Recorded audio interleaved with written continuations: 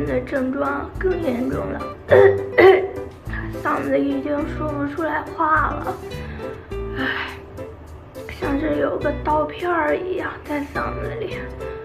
下午状态好一点，开始大扫除，我收拾厨房。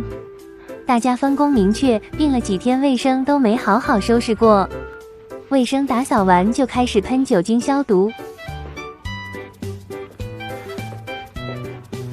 全屋就肉丸子一个正常的了。到处都多喷点，把病毒全杀死。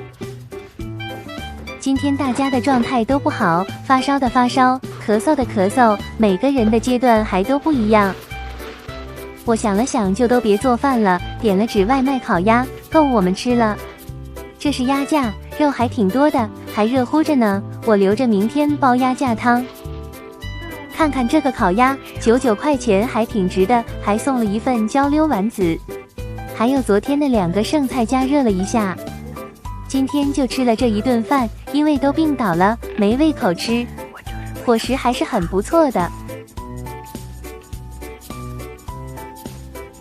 放了满满的鸭肉卷起来，一大口下去还是很满足的。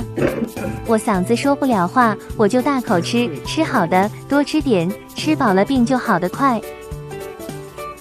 我觉得我今天的味觉恢复了一点，吃起饭来比昨天香。